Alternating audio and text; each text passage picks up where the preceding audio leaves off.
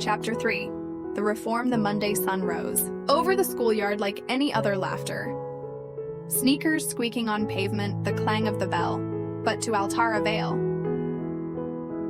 it wasn't just another day.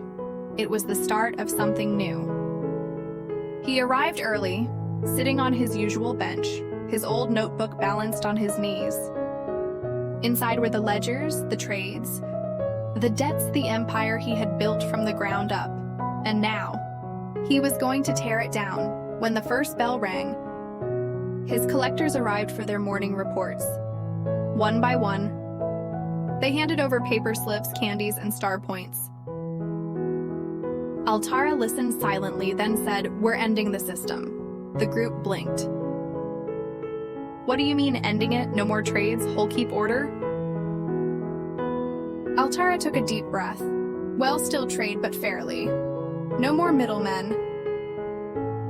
No more debt. Everyone deals directly." And the star points? Gone. A stunned silence followed. Then came the protests. "That's crazy! You're killing the market! You said would be safe if we worked for you." Altara looked at their faces. Kids had given confidence, purpose, belonging. Now they looked betrayed. He almost faltered. But Ivy's words echoed in his mind. "You didn't fix the problem. You destroyed him." He closed the notebook and stood. "Maybe it's time I stopped being the boss." He walked away, leaving them arguing in the dust. By lunch, the playground was chaos again. Without his control, fights broke out over candy trades. The bullies freed from Altara's invisible rules returned to old habits.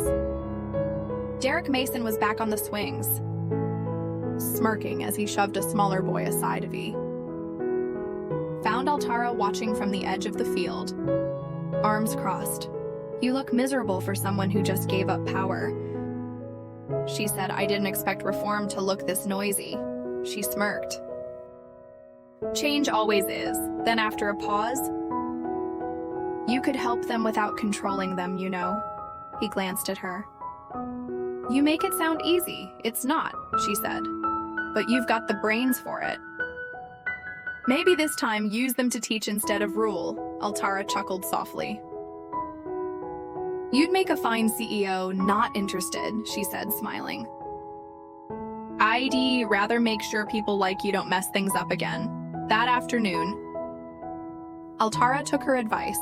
Instead of directing trades, he started teaching. He showed kids how to negotiate fairly, how to share profits, how to organize without exploitation. Slowly, the chaos began to shift. The candy economy returned smaller, fairer, and somehow happier. Even Derek,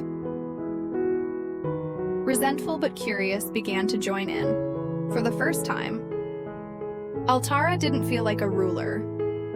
He felt like a mentor, and as the final bell rang, he looked around the bustling schoolyard, noisy, imperfect, alive, and realized he didn't need to own it to make it better.